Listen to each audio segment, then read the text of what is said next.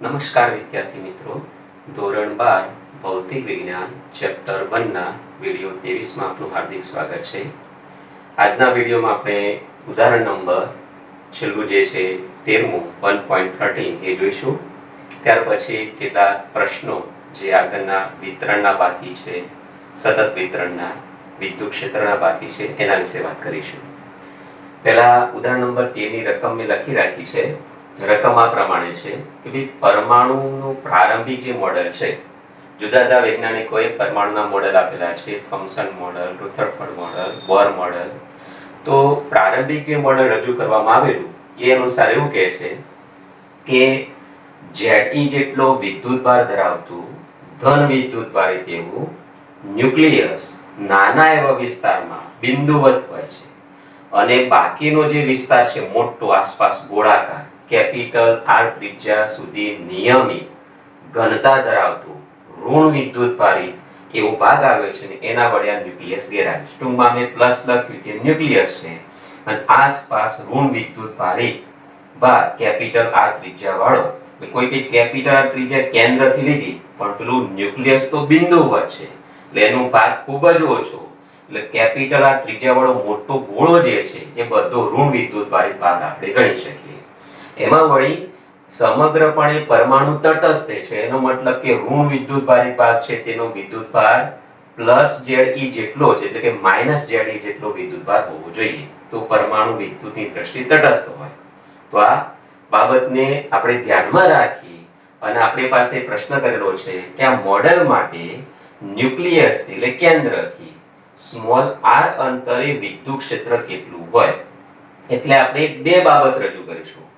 કેન્દ્રથી small r અંતર એવું જે કેપિટલ R કરતા ઓછું હોય એટલે ગોળાની અંદર, અને કેપિટલ R કરતા વધારે હોય એટલે ગોળાની બહાર, આ બે બિંદુ માટે વિદ્યુત ક્ષેત્રની ચર્ચા કરીશું। તો પહેલા એમાં ઘનતા વિશેની આપણે જાણકારી મેળવી લેવી પડશે। આ કેન્દ્રીય ભાગ છે તે ખૂબ જ નાનો છે એટલે આપણે એમાં સમજવાનું કે ઋણ વિદ્યુતભાર એ કેપિટલ R ત્રિજ્યા વાળો ગોળો છે અને તમને ખબર છે કે નવું મોડેલ તો એમ કહે છે કે ચોક્કસ કક્ષાઓમાં ઇલેક્ટ્રોન ઘૂમતા હોય છે। આપણે આવું ધાર્યું છે ગોળાકાર ભાગમાં સમાન રીતે વિતરણ પામેલો છે અને એને અનુસાર આપણે ગણતરી કરી બતાવવાની છે। તો ભાઈ અહીંયા ન્યુક્લિયસ સિવાયનો કેપિટલ R ત્રિજ્યા વાળો ગોળાકાર ભાગ છે જેમાં ઋણ વિદ્યુતભાર માઈનસ Ze જેટલો હોવાનો, કારણ કે પરમાણુ જે છે તે વિદ્યુતની દ્રષ્ટિએ તટસ્થ છે। તો એની ઘનતા કેટલી થાય, તો ભાઈ ઘનતા મેળવવા માટે કદ વિદ્યુતભાર ઘનતા, કુલ વિદ્યુતભાર અપોન કદ, તો ભાઈ કુલ વિદ્યુતભાર માઈનસ Ze જેટલો છે ને આખા ગોળાકાર ભાગનું કદ 4/3 પાઈ કેપિટલ R ઘન માટે આ ભાગમાં સમાન એવી ઘનતા -3Ze/4 પાઈ R ઘન થશે। આ ઘનતાવાળા ભાગમાં, અચળ ઘનતાવાળા ભાગમાં ઋણ વિદ્યુતભારિત ઘનતા જે છે તેની અંદર હવે આપણે કેપિટલ R કરતા ઓછા અંતરે આવેલું કોઈ બિંદુ, ધારો કે બુકમાં તો નામ નથી આપ્યું પણ આપણે સમજવા સારું લઈએ P', તો ભાઈ P' બિંદુ આગળ મારે વિદ્યુત ક્ષેત્ર કેટલું હોય તે નક્કી કરવું છે। જો સ્મોલ r અંતર છે પણ r ની કિંમત કેપિટલ R કરતા ઓછી એટલે ગોળાની અંદરના ભાગમાં છે। બીજી બાબત, ત્યાં આગળ વિદ્યુત ક્ષેત્ર નક્કી તો કરવું છે પણ ગોળીય સમમિતિ છે, એટલે આપણે બધા જાણીએ છીએ આગળ આવી ગયું આગળ જે ચલાવ્યું તેમાં કે ગોળીય સમમિતિને લીધે વિદ્યુત ક્ષેત્ર હંમેશા ત્રિજ્યાવર્તી દિશામાં હોય, કેન્દ્રથી ધન વિદ્યુતભાર વાળો દૂર તરફ, ઋણ હોય તેના તરફ, અને r ઉપર આધાર રાખે છે। તો આ બાબતને ધ્યાનમાં રાખી પહેલા r is less than capital R માટે વિદ્યુત ક્ષેત્રનું મૂલ્ય નક્કી કરીએ। કેન્દ્રથી પહેલો ભાગ, કેન્દ્રથી સ્મોલ r, પણ સ્મોલ r કેવા લેસ ધેન કેપિટલ R અંતરે વિદ્યુત ક્ષેત્ર નક્કી કરવા માટે પહેલા તો ગાઉસનો નિયમ લગાડવાનો છે, તો એના માટે ગાઉસિયન સપાટી વિચારીશું। નક્કી કરવા માટે ગૌસના નિયમ મુજબ સ્મોલ r ત્રિજ્યા વાળું બંધ ગોળાકાર ગૌસિયન પૃષ્ઠ અથવા સપાટી ધ્યાનમાં લો અને ગૌસનો નિયમ લગાડો. તો ભાઈ આ જે સ્મોલ r લીધા છે એ જે p' બિંદુ સુધીના, તો એને ત્રિજ્યા તરીકે લઈ અને આપણે બંધ ગોળાકાર ગાઉસિયન પૃષ્ઠ વિચારીએ અને ગૌસનો નિયમ લગાડીએ. તો ભાઈ ગૌસનો નિયમ લગાડવા માટે તમને ખબર છે કે ભાઈ આનું સંકળાયેલું ફ્લક્સ જે છે કેટલું હોય, તો ઘેરાયેલા વિદ્યુતભાર અપન એપ્સિલોન નોટ. અને ફ્લક્સ ગણવા માટે શું કરતા હતા, તો ભાઈ અહીંયા વિદ્યુત ક્ષેત્ર E સદિશ, પછી તેનો પૃષ્ઠ સદિશ ડેલ્ટા S સદિશ, બંને એક જ દિશામાં માટે સમાંતર હોવાથી બંનેનું ડોટ પ્રોડક્ટ E અને ડેલ્ટા S નો ગુણાકાર. પછી આખા ગોળાકાર ભાગમાં ગોળીય સમમિતિને કારણે વિદ્યુત ક્ષેત્રો સમાન હોવાનું. તે ગૌસનો નિયમ લાગુ પાડવા માટે પહેલા સૂત્ર લખી દઈએ. phi is equal to ઘેરાયેલો વિદ્યુતભાર અપન એપ્સિલોન નોટ, જેમાં phi બરાબર કેટલા, તો phi બરાબર E સ્મોલ r અંતરે E into delta S. Delta S અને દિશા એક જ છે, પણ આખા ગોળાની સપાટીનું ક્ષેત્રફળ લઈ લઈએ એટલે 4 pi r². આ અંદરના બિંદુ p' પાસેનું વિદ્યુત ક્ષેત્ર શોધવા માટે જે બંધ ગોળાકાર સપાટી લીધી છે એ બંધ ગોળાકાર સપાટી સાથે સંકળાયેલું ફ્લક્સ આવ્યું. સામે ઘેરાયેલો વીજભાર લેવાનો છે Q. તો ભાઈ ઘેરાયેલો વીજભાર કેટલો, તો આ બંધ સપાટી વડે ઘેરાયેલો વિદ્યુતભાર. આ ખાસ સમજવાનું છે, કારણ કે આમાંથી જ આપણને પરિણામ છે સચોટ મળશે. કેન્દ્રમાં ધન વીજભાર તો પૂરો છે +ZE, પણ આટલા સુધીનો જ ઋણ વીજભાર લેવાનો છે. તો આટલા ભાગનું કદ જે છે કદ ગણી અને ઘનતા વડે ગુણીએ ત્યારે વીજભાર આવે. એકમ કદમાં વીજભાર ρ છે, તો આપેલા કદમાં વીજભાર કેટલો એ પરથી એટલે +ZE જેટલો વીજભાર ધન છે અને સામે બીજો જે વિદ્યુતભાર ઉમેરવાનો છે એ કેટલો, તો ઘનતા ρ અને 4/3 પાઈ સ્મોલ r નો ઘન. જો ρ ઘનતા જે ઋણ ઘનતા છે તે, તો therefore small q is equal to +ZE.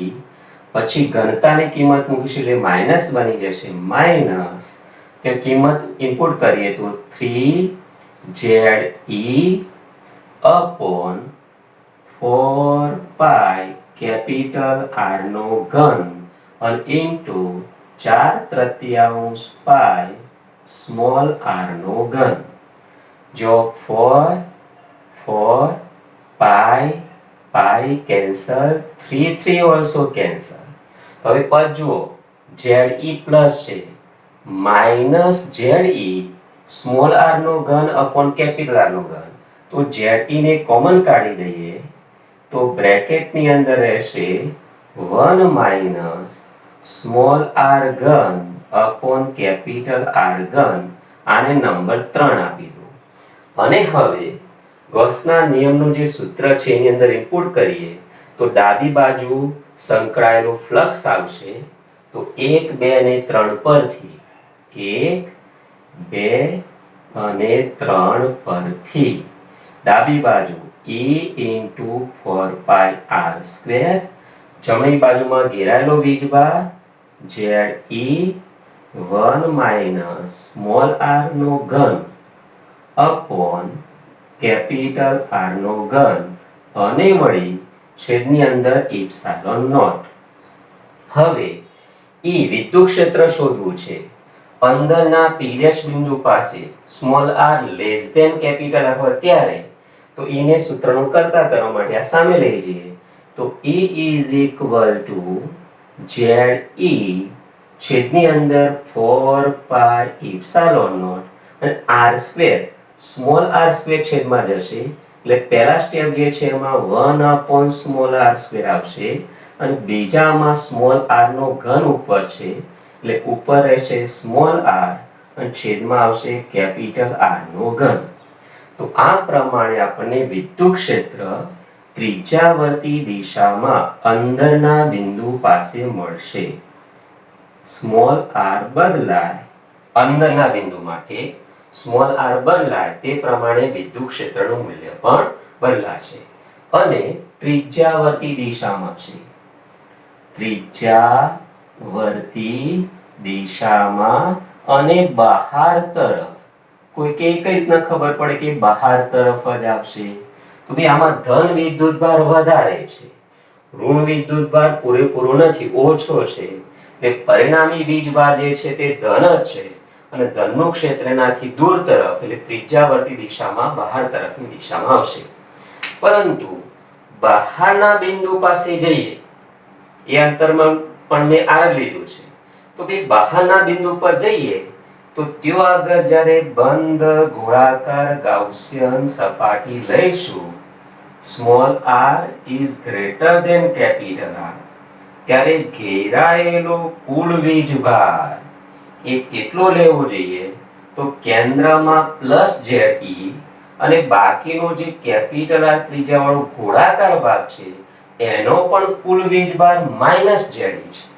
એટલે ઘેરાયેલો કુલ વીજભાર તો શૂન્ય થવાનો. ઘેરાયેલો કુલ વીજભાર શૂન્ય માટે વિદ્યુત ક્ષેત્ર પણ શૂન્ય થાય. એને પણ આપણે સૂત્ર સ્વરૂપે દર્શાવીએ નંબર 2 કરીને કે ભાઈ જો small r is greater than capital R હોય તો તે વખતે વિદ્યુત ક્ષેત્ર જે છે તે કેટલું લઈ શકાય ગૌસના નિયમ મુજબ જ? તો નંબર 2 કેન્દ્રથી small r is greater than capital R અંતરે વિદ્યુત ક્ષેત્ર મેળવવા માટે સમીકરણ 1 ગૌસના નિયમ મુજબ સમીકરણ નંબર 1 માં E phi બરાબર તો જે હતું એનું એ જ A into 4 pi r². પરંતુ જ્યારે જમણી બાજુની વાત કરીએ તો Q is equal to +Ze -Ze is equal to 0. Therefore એકમાં જ્યારે આ કિંમત મૂકીએ ત્યારે phi બરાબર તો A into 4 pi r², પણ ઘેરાયેલો વીજભાર શૂન્ય માટે વિદ્યુત ક્ષેત્ર E બરાબર પણ 0 થાય. ફરી એકવાર ઇક્વેશન નંબર 1 જે ગૌસનો નિયમ છે એમાં ડાબી બાજુ પહેલા લીધી r is less than capital R માટે, પછી જમણી બાજુમાં q જરૂર છે તેની ગણતરી કરી અને એને તમે સમીકરણ નંબર 1 માં મૂક્યું કહેવાય. 1 2 અને 3 પછી 2 માં 2 અને 3 ની કિંમત 1 માં ઇનપુટ કરી તો વિદ્યુત ક્ષેત્ર મળ્યું. હવે ફરીથી small r is greater than capital R માટે જ્યારે ગણતરી કરવા જઈએ ત્યારે સમીકરણ નંબર 1 માં phi કેટલા? તો તે પણ મેં સ્મોલ r જ લીધા છે એટલે સંકળાયેલું flux A into 4 pi r². પરંતુ ઘેરાયેલો વીજભાર કેટલો? તો ઘેરાયેલો વીજભાર હવે +Ze અને આખો ઋણ વિદ્યુતભાર આવી ગયો એ -Ze છે. એ ઘેરાયેલો કુલ વિદ્યુતભાર જે છે તે શૂન્ય માટે વિદ્યુત ક્ષેત્ર પણ શૂન્ય થશે. અને સપાટી પર માગે તોય શૂન્ય થાય. સપાટી માટે જો ગણવાનું કે તો આ ઇક્વેશન નંબર આને 4 આપી દઈએ. સપાટી માટે જો ગણવાનું થાય તો સ્મોલ r ની કિંમત કેપિટલ R જેટલી લેવાય. બુકમાં ડાયરેક્ટ લખી દીધું છે પણ તમે એની ગણતરી દર્શાવી શકો કે ભાઈ સમીકરણ નંબર 4 મુજબ સપાટી પરના ગોળાની સપાટી તો સપાટી પરના બિંદુ માટે સ્મોલ r બરાબર કેપિટલ R લેતો તો અહીંયા કેપિટલ R મૂકી દો તો તમને જવાબ ચેક કરી જો તો શૂન્ય થઈ જાય. Ze upon 4 pi epsilon naught in bracket 1 upon capital R² minus capital R છેદમાં capital R નો ઘન તો 1 upon R² હશે. 1 upon R² minus plus એટલે આ થઈ જશે 0. આમ સપાટી પર પણ વિદ્યુત ક્ષેત્રનું મૂલ્ય શૂન્ય થશે. આ સાચું જે મોડેલ છે અત્યારે જે આધુનિક એ પ્રમાણે નથી. આવી ધારણા અગાઉ કરી હતી એ પ્રમાણેની આપણે ગણતરી કરી રહ્યા છીએ. જેવી સ્થિતિ આપી હોય એ પ્રમાણે આપણે વિચારવાનું રહેશે. હવે અગાઉ જે આપણે વિદ્યુતભારોના જે સતત વિતરણ 3 પ્રકારના લીધા હતા, રેખીય વિદ્યુતભાર સતત વિતરણ જે લીધું હતું, પૃષ્ઠ વિદ્યુતભાર સતત વિતરણ, કદ વિદ્યુતભાર સતત વિતરણ, એવા સતત વિતરણો જે છે એ વિતરણો પરનો કુલ વિદ્યુતભાર શોધવાનું અને કદાચ એનાથી ઉદ્ભવતું કુલ વિદ્યુત ક્ષેત્ર શોધવાનું અને ચેપ્ટર નંબર 2 માં કુલ વિદ્યુત સ્થિતિમાન શોધવાનું એ પ્રકારના પ્રશ્નો પૂછાય છે. તો પહેલા સતત વિતરણ પરનો કુલ વિદ્યુતભાર કઈ રીતના શોધાય તે જોઈએ, તેનું વિદ્યુત ક્ષેત્ર કઈ રીતના ગણી શકાય તે પણ જોઈએ. ઉદાહરણ દ્વારા સમજીએ એટલે થોડો ખ્યાલ આવે.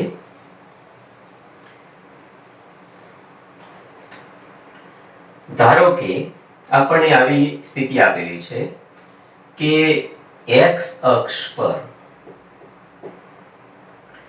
લેમ્ડા બરાબર લેમ્ડા 0 x સ્ક્વેર અનુસાર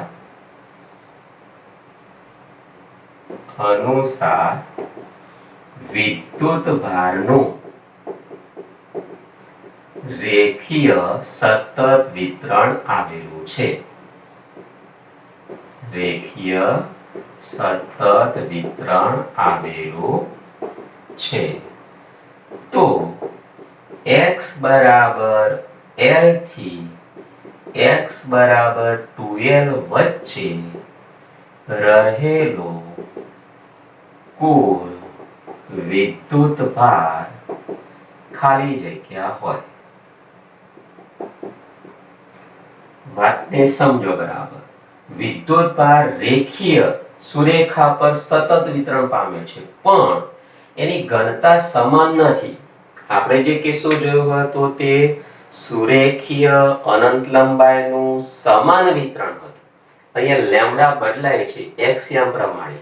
તો એવી રીતના વિતરણ બદલાતું હોય, અચળ હોય તો એકદમ સહેલું છે. એકમ લંબાઈમાં આટલો વિદ્યુતભાર તો આપેલ લંબાઈમાં કેટલો વીજભાર. પણ વિતરણ બદલાતું હોય ત્યારે ગણવાનું જે છે તે કામ અઘરું બને છે. તો એ આપણે સમજી લઈએ. એટલે આ x અક્ષ છે. x અક્ષમાં x યામાં 0 છે. અહીંયાથી અમુક અંતર x બરાબર l છે અને અહીંયા x બરાબર 2l છે. હવે આ વિદ્યુતભાર આના પરનું સતત વિતરણ પામ્યું છે. x બરાબર 0 એ 0, પછી x બરાબર 1, x બરાબર 2, x બરાબર 3, x બરાબર 4 એ પ્રમાણે વિદ્યુતભારનું મૂલ્ય બદલાતું જાય છે, પરંતુ વચ્ચે કોઈ ખાલી જગ્યા નથી. એટલે કે વિદ્યુતભારનું સતત વિતરણ આવેલું છે. તો આવા વિતરણમાં l અને 2l વચ્ચે વીજભાર કેટલો છે ગણવો છે. તો ભાઈ ગણવા માટે પહેલા એક કામ કરવાનું કે પહેલા સૂક્ષ્મ ખંડ લેવાનો. ઉગમ બિંદુથી x બરાબર 0 થી x જેટલા અંતરે dx જેટલો ખંડ લઈ લઈએ. કોઈ કે dx લખ્યો dl ના લખાય. તમે x અક્ષ ઉપર લીધું છે એટલે dx કહો, y અક્ષ ઉપર લીધું dy, z અક્ષ ઉપર dz અને ફક્ત l લંબાઈ લીધો dl પણ લેવાય. પણ અહીંયા x યામ બદલાય છે, આપણે x તરીકે જ ખંડ લઈશું એટલે dx ખંડ લીધો છે. હવે આના ઉપરનો વીજભાર ગણવો છે. તો એકમ લંબાઈમાં લેમ્ડા, તો આપેલા ખંડમાં વીજભાર કેટલો?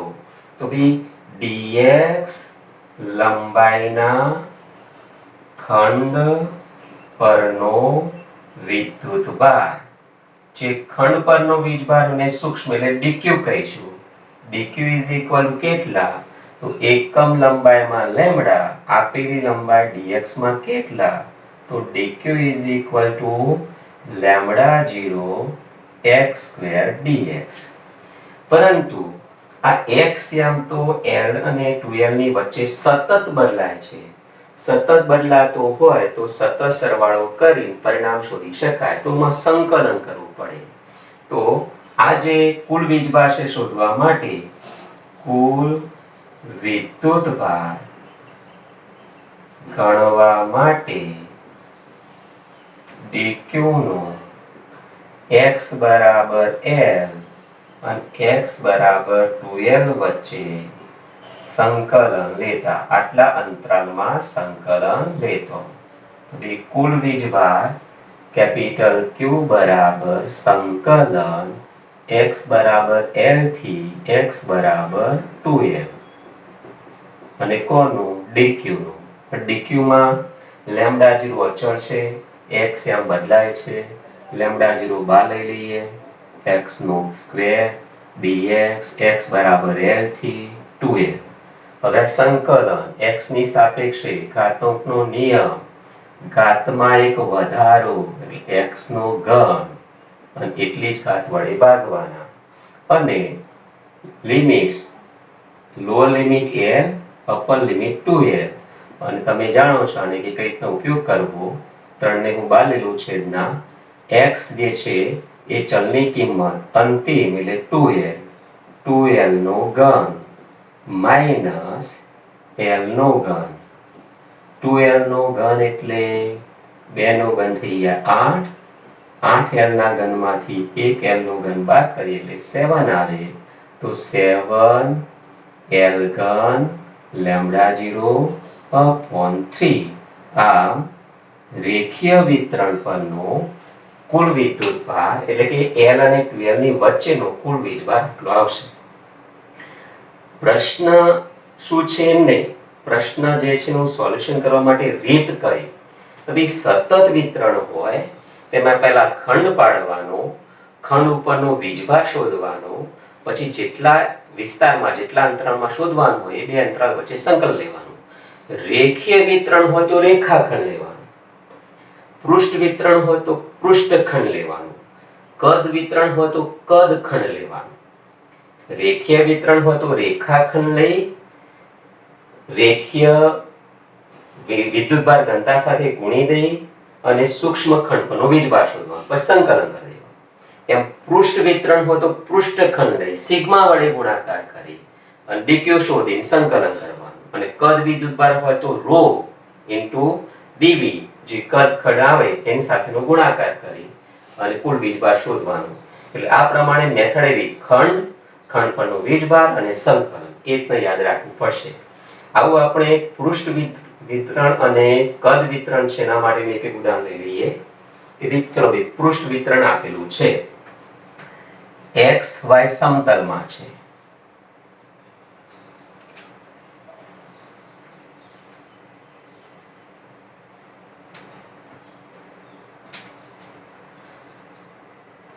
આકૃતિમાં દર્શાવ્યા મુજબના એ બાજુની લંબાઈ ધરાવતા ચોરસ પર પૃષ્ઠ વિદ્યુતભાર ઘનતા સિગ્મા બરાબર સિગ્મા 0 xy અથવા બદલીને x² y² ગમે તે આપી શકીએ. અત્યારે સરળ લઈએ છીએ આપણે. સિગ્મા બરાબર સિગ્મા 0 xy અનુસાર બદલાય તો સમગ્ર ચોરસ પરનો વિદ્યુતભાર મેળવો. સમગ્ર ચોરસ પરનો વિદ્યુતભાર મેળવો. ખાલી જગ્યા છે. તો આ આકૃતિ આપણને અત્યારે આપેલી છે, એના બદલી નાખે તો જવાબો બદલાય. ચોરસ છે, ચોરસની ગોઠવણી એ રીતની છે કે એનો એક શિરોબિંદુ ઉગમ બિંદુ પર છે, લંબાઈ a તો પહોળાઈ પણ a, x અક્ષ y અક્ષ અને આના પર ઘનતા જે છે x અને y આમ પ્રમાણે બદલાય છે. તો અગાઉ સમજાવ્યું પ્રમાણે આમાં પહેલા સૂક્ષ્મ પૃષ્ઠખંડ લેવાનું. ધારો કે આ બિંદુ P છે જેના યામ x y છે, કે અગર સૂક્ષ્મ પૃષ્ઠખંડ લીધો તો તેની લંબાઈ, આ લંબાઈ કહીએ તો dx જેટલી, પહોળાઈ તો dy જેટલી. આ સૂક્ષ્મ ખંડનું ક્ષેત્રફળ કેટલું? પૃષ્ઠખંડ છે એટલે એનું ક્ષેત્રફળ લંબાઈ ગુણ્યા પહોળાઈ. તો બિંદુ P પાસે, બિંદુ P xy પાસે સૂક્ષ્મ પૃષ્ઠખંડ પરનો વિદ્યુતભાર. તો અગાઉ સમજાવ્યા પ્રમાણે ક્ષેત્રફળ તો કે dA બરાબર dx dy. ક્ષેત્રફળને ds પણ લખાય dA પણ લખાય. ત્યાં ds લખીએ કારણ કે આપણે પહોળાઈ એ છે તે લખી છે. સૂક્ષ્મ પૃષ્ઠખંડ લંબાઈ ગુણ્યા પહોળાઈ એનો ક્ષેત્રફળ આવ્યું. એના પરનો વીજભાર શોધવો છે તો dq બરાબર એકમ ક્ષેત્રફળમાં સિગ્મા. તો આપેલા ક્ષેત્રફળમાં કેટલો? તો dq is equal to sigma. Sigma ને બદલે સિગ્મા 0 xy અને ds ને બદલે dx dy. તો આ થયું ડબલ સંકલન. x ની સાપેક્ષે સંકલન અને y ની સાપેક્ષે સંકલન ગુણાકારમાં. આને પૃષ્ઠ સંકલન કહેવાય. પૃષ્ઠ સંકલનની સીમાઓ કઈ? x આમ ક્યાંથી ક્યાં સુધી બદલાય છે? તો 0 થી a સુધી. y આમ પણ 0 થી a સુધી. તો ભાઈ કુલ વિદ્યુતભાર શોધવો હોય તેનું પણ સંકલન કરતા. કુલ વિદ્યુતભાર માટે કુલ વિદ્યુતભાર q is equal to sigma 0 અચળ છે સંકલન x dx. પણ x આમ 0 થી a સુધી બદલાય અને y આમ જે છે એ પણ 0 થી a સુધી બદલાય. તો સંકલન કરવું x ની સાથે સંકલન ઘાતાંકના નિયમ પ્રમાણે.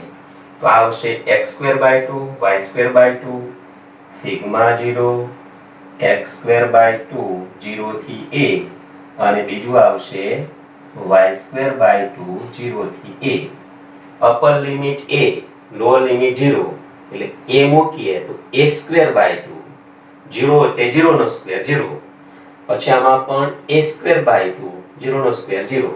તો આનો ટોટલ જવાબ થઈ જાય સિગ્મા 0 a²/2 into a²/2. આધાર સરખો તો ઘાતાંકોનો સરવાળો. તો સિગ્મા 0 a⁴ અને 2 દુના 4 એટલે 4. આમ ચોરસ પરનો કુલ વિદ્યુતભાર sigma 0 into sigma 0 into a⁴/4. આ x નો સ્ક્વેર હોય અને y નો ઘન હોય તે પ્રમાણે સંકલન બદલાય. તો આ પૃષ્ઠ વિતરણમાં પણ સેમ મેથડ આપણે વાપરીએ. સૂક્ષ્મ પૃષ્ઠખંડ લીધો, તેના પરનો વીજભાર શોધવાનો, પછી સંકલન કરી દેવાનું. x આમ કેટલાથી કેટલો બદલાય છે, y આમ કેટલાથી કેટલો બદલાય છે એ પ્રમાણે. એમ કદ વિતરણ હોય તો કદ વિતરણમાં પણ સેમ મેથડ થી ગણતરી કરી શકાય. કદ વિતરણ ધારો કે સમઘન છે. એવું નહીં કે ચોરસ ને સમઘન એવું જ લેવાય. લંબઘન પણ હોઈ શકે, ગોળો પણ હોઈ શકે અને આ બધામાં મેથડ એક સરખી છે. જેવી સમમિતિ હોય પ્રકારનો ખંડ લેવાનો. ગોળો હોય તો તમારે ખંડ જે છે એ કવચ લેવો પડે. કવચ dr જાડાઈનું અને r ત્રિજ્યા વાળું જે છે એવું કવચ લેવું પડે અને એ જે છે એ કદ ખંડ કહેવાય. અત્યારે આપણે સમઘન લઈને સમજી લઈએ પ્રશ્ન કે ભઈ આ શિરોબિંદુ છે તે ઉગમ બિંદુ પર સંપાત થયેલું હોય તેવું એક આપણને સમઘન આપ્યું છે x y અને z. આની લંબાઈ પહોળાઈ અને ઊંચાઈ એક સરખી આપણે l લઈ લઈએ. Small l small l small l ઉગમ બિંદુ. અને આની અંદર પૃષ્ઠ કદ વિદ્યુતભાર ઘનતા ρ is equal to ρ0 x y z. સરળ સ્વરૂપ લઈએ તો આવી વિદ્યુતભાર ઘનતા ધરાવતું આવું સમઘન છે તેની અંદર કુલ વીજભાર કેટલો? કુલ વીજભાર શોધવા માટે અગાઉ સમજાવ્યું એ પ્રમાણે સૂક્ષ્મ કદ ખંડ લેવો પડે, કદ ખંડ પરનો વીજભાર શોધવો પડે અને પછી સંકલન કરવું પડે. કુલ વિદ્યુતભાર શોધવાનો પ્રશ્ન એ જ પ્રકારનો છે. તો આ કદ ખંડ મેં લીધો. કદ ખંડમાં કીધું એ પ્રમાણે અગાઉની જેમ બિંદુ P જેના યામ x y z અને લંબાઈ આ પ્રમાણે છે એટલે આને dx કહીએ. પછી આ પહોળાઈ છે તે dz કહેવાય અને ઊંચાઈ જે છે તે dy કહેવાય. તો આ પ્રમાણે કદખંડ લીધો છે તો કદખંડનું કદ pxyz બિંદુ પાસે સૂક્ષ્મ કદખંડનું કદ dv is equal to dx into dy into dz લંબાઈ ગુણ્યા પહોળાઈ ગુણ્યા ઊંચાઈ તેના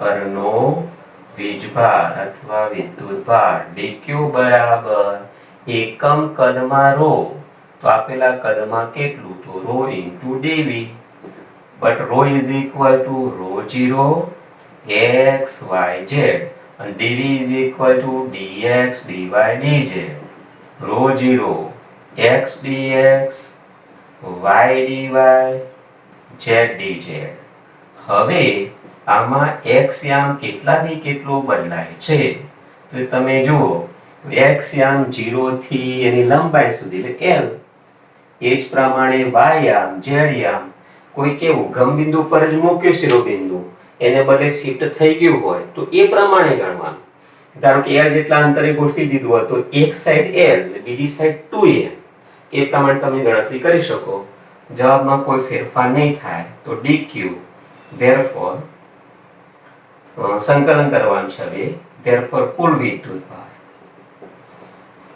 વિદ્યુતભાર capital Q is equal to સંકલન જેમાં ρ0 અચળ છે અને કયોથી કયો સંકલન તો બી અલગ અલગ છે x dx તો 0 થી l y dy 0 થી l અને z dz 0 થી l અગાઉ સમજાવ્યા પ્રમાણે ઘાતનો નિયમ x²/2 0 થી l y²/2 0 થી l z²/2 0 થી l અને બધામાં l નો સ્ક્વેર 0 નો સ્ક્વેર તો 0 l²/2 l²/2 l²/2 l²/2 l²/2 l²/2 તો આમાં ભૂલ ના કરતા આધાર સરખો ઘાતાંકોનો સરવાળો તો l ની 6 ઘાત થાય પણ નીચે 6 ના થાય 2 દુના 4 દુના 8 થશે એટલે ρ0 l⁻⁶/8 આમ કદમાં સમાયેલો કુલ વિદ્યુતભાર વિતરણ જે છે એનો કુલ વિદ્યુતભાર આટલો થશે મુખ્ય બાબત એ કે કુલ વિદ્યુતભાર શોધવું હોય તો શું કરવું ખંડ પાડવો ખંડ પરનો વીજભાર શોધવો અને સંકલન કરવું હવે એની સાથે વિતરણ તો ખરું પણ વિતરણમાં પાછો ફેરફાર હોય જેમ કે કોઈ વક્ર છે વક્ર પર વિદ્યુતભાર પથરાયેલો તો એનો વિદ્યુતભાર શોધવાનું કે એના કારણે વિદ્યુત ક્ષેત્ર શોધવાનું કે એ થોડુંક સમજી લઈએ આપણે કે આવું સરળ ના હોય ચલ રૂપાંતરણ થતું હોય વિતરણ જે છે તે સતત તો ખરું પરંતુ ચલ જે છે તે બીજા સ્વરૂપમાં લખેલું હોય જેમ કે ચોક્કસ રકમ જ લખીએ આપણે સ્મોલ a ત્રિજ્યાવાળા વર્તુળના પરિઘ પર રેખીય વિદ્યુતભાર ઘનતા lambda is equal to λ0 cos² θ અનુસાર બદલાય છે તો તેના સમગ્ર પરિઘ પર વર્તુળના સમગ્ર પરિઘ પરનો વિદ્યુતભાર ખાલી જગ્યા હોય અથવા થાય આમાં હિન્ટ અત્યારે આપેલી છે કે ભાઈ cos² θ નું 0 થી 2π સુધીમાં સંકલન પાઈ થાય છે થીટાની સાપેક્ષે cos² θ dθ અને 0 થી 2π કઈ રીતે આવે તો આપણે એના માટે ત્રિકોણમિતિ જે છે એના વિધિઓનો ઉપયોગ કરવો પડે સરળ સૂત્ર વગેરેનો એના પરથી ગણતરી કરી શકાય અત્યારે જે આપ્યું છે એનો ઉપયોગ કરીએ પછી એના સૂત્ર આપણે લખી દઈશું હવે અગાઉ સમજાવ્યું પ્રમાણે પહેલા ખંડ પાડવાનું એ બધું આવશે પણ કેવી રીતે બી એ ગણતરી કરવી તો બે આ વર્તુળ છે સ્મોલ a ત્રિજ્યા વાળું આ કોઈ નિર્ધારિત આપણે અક્ષ લઈ લઈએ કે જેની સાપેક્ષે આપણે ખૂણો દર્શાવી શકીએ ધારો કે x અક્ષ છે આ એનું કેન્દ્ર છે હવે આ અક્ષ સાથે થીટા જેટલો ખૂણો બનાવતું કોઈ બિંદુ P છે, ત્યાંથી સહેજ એક આગળ જતા બીજું બિંદુ P' આવે છે. ધારો કે આ P બિંદુ, P' બિંદુ, બિંદુ અત્યારે લખવું જરૂર નથી, પણ આ બંને બિંદુ જે છે એની વચ્ચેનું જે અંતર હોય ને ચાપ કહેવાય. અને ચાપ વડે આંતરાતો ખૂણો એ થીટામાં સહેજ વધારો એટલે d થીટા કહીએ. અને ત્રિજ્યા સ્મોલ a છે. તો ભાઈ આ ચાપની લંબાઈ 11મા ધોરણના બીજા ચેપ્ટરમાં આવી ગયું, રેડિયનમાં ખૂણાની વ્યાખ્યા. ખૂણો બરાબર ચાપ ભાગ્યા ત્રિજ્યા. ખૂણો બરાબર ચાપ ભાગ્યા ત્રિજ્યા, માટે ચાપ બરાબર ખૂણો ગુણ્યા ત્રિજ્યા. ખૂણો d થીટા છે, ત્રિજ્યા સ્મોલ a છે, માટે આ ચાપની લંબાઈ કેટલી? તો a d થીટા થાય. લંબાઈ a d થીટા છે, તો આના પર વીજભાર કેટલો?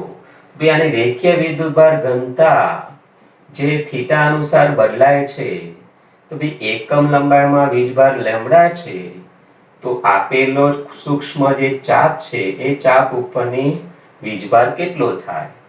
પેલા થીટા કોણે d થીટા કોણ આંતરતા સૂક્ષ્મ જે ચાપ છે, ચાપની લંબાઈ કેટલી? તો ચાપની લંબાઈ બરાબર dl લખીએ. dl બરાબર કેટલી? તો ચાપ બરાબર ખૂણો ગુણ્યા ત્રિજ્યા, ત્રિજ્યા a ખૂણો d થીટા. તેના પરનો વીજભાર કેટલો?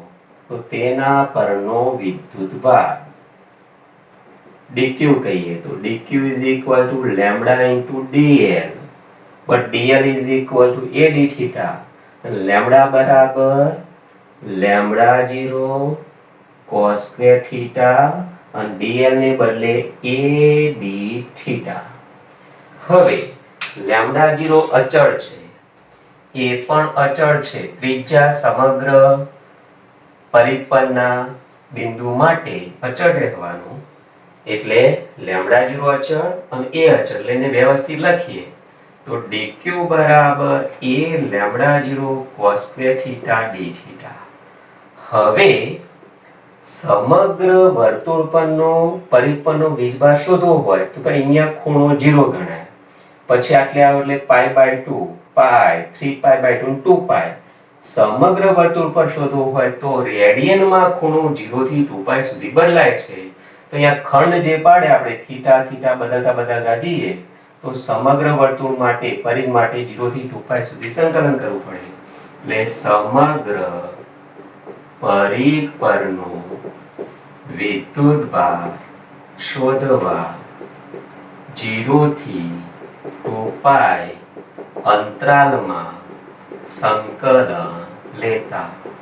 તો કેપિટલ Q સંકલન 0 થી 2π dq, જેમાં a અચળ, લેમ્બડા 0 પણ અચળ, સંકલન 0 થી 2π cos square theta d theta.